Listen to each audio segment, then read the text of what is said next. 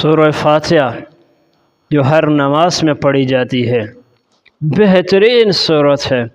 اس سورت کو ام القرآن بھی کہا جاتا ہے، ام الکتاب بھی کہا جاتا ہے، کافیہ بھی کہا جاتا ہے، شافیہ بھی کہا جاتا ہے۔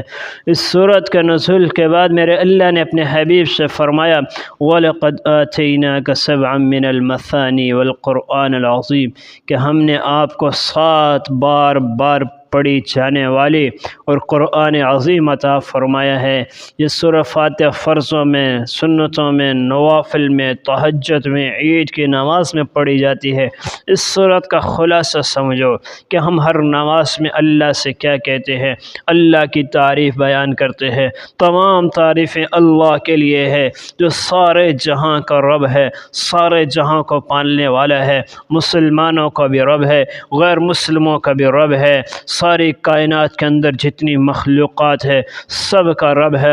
الرحمن جو بڑا مہربان ہے، جو بڑا مہربان ہے، الرحیم جو بے حد رحم کرنے والا ہے، مالک یوم الدین ہم اللہ سے یہ بھی کہتے ہیں اے اللہ تو ہی جزا کے دن کا مالک ہے، قیامت کے دن کا مالک ہے، جنت اور جہنم کا مالک ہے، آخرت کا مالک ہے۔ یہ اللہ سے ہم ہر نماز میں کہتے ہیں مالک یوم الدین، دنیا کا کوئی بادشاہ جو قیامت کے دن کا مالک نہیں ہے۔ قیامت کے دن کسی بادشاہ کی کچھ نہیں چلے گی، ایک بادشاہی اللہ کی چلنے والی ہے۔ ہم ہر نماز میں اللہ کے سامنے کہتے ہیں اور اس کے بعد پھر ہم اللہ سے کہتے ہیں ایاک نعبد و ایاک نستعین، اے اللہ ہم تیری ہی عبادت کرتے ہیں۔ ہاں، جب اللہ سے ہر نماز میں یہ کہتے ہیں تو پھر ہم دنیا والوں کے سامنے کیوں ہاتھ پھیلائیں؟ یہ دنیا والوں کے پاس جا کر کے کیوں اپنی مرادیں مانگنا شروع کر دیتے ہیں؟ ان کے سامنے کیوں اپنی پیشانیوں کو رگڑنا شروع کر دیتے ہیں؟ ایاک نعبد، ایک اللہ کی عبادت کرو، ایک اللہ کی عبادت کریں، ایک اللہ کی عبادت کا ہم اقرار بھی کرتے ہیں۔ وَإِيَّاكَ نَسْتَعِينُ، اور یہ بھی کہتے ہیں اللہ ہم تجھ ہی سے مدد چاہتے ہیں، اور اللہ ہی ایسی ذات ہے کہ جس سے مدد چاہی جائے، جو مدد کرنے پر آتا ہے تو کوئی روک نہیں سکتا ہے، جو کھلانے پر آتا ہے تو کوئی روک نہیں سکتا ہے، جو پلانے پر آتا ہے تو کوئی روک نہیں سکتا ہے، ایسا اللہ ہے۔ پھر اس کے بعد ہم اللہ سے دعا کرتے ہیں اہدنا الصراط المستقیم، بہترین دعا ہے، کامیابی کی دعا ہے، سب سے بڑی دعا ہے، سب سے بڑی ودیع دعا ہے، اے اللہ تو مجھے سیدھے راستے پر چلانا۔ سیدھے راستے پر انسان چل جائے، یہ دنیا کی بھی کامیابی ہے، آخرت کی بھی کامیابی ہے۔ کون سا سیدھا راستہ؟ صراط الذین انعمت علیہم، اے اللہ ان لوگوں کے راستے پر چلانا جن پر اللہ تو نے انعام کیا ہے۔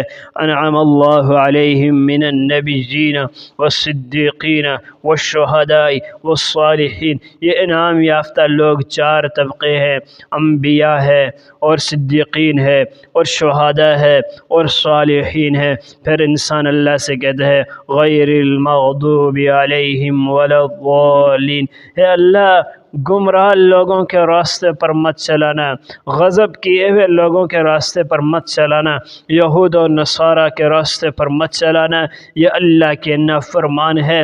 ہر نماز میں انسان اللہ سے یہ کہتا ہے کہ اللہ تو اپنے نافرمانوں کے راستے سے بچا بچا بچا۔ پھر اپنی زندگی کو ہم بدلنے کا کیوں نہیں سوچتے ہیں؟ ہم کیوں غیروں کو اپنا آئیڈیل بنا رہے ہیں؟ ان کے راستے پر چل کر کے ہم فخر کیوں محسوس کر رہے ہیں؟ ان کے راستے پر چل کر کے ہم خوشیوں کیوں منا رہے ہیں؟ اللہ والوں کے راستے پر آ جاؤ، 4 طبقوں کے راستے پر آ جاؤ، انبیاء کے راستے پر آ جاؤ، شہداء کے راستے پر آ جاؤ، صالحین کے راستے پر آ جاؤ اور صدیقین کے راستے پر آ جاؤ۔ زندگی کامیاب ہو جائے گی، زندگی میں سکون آ جائے گا۔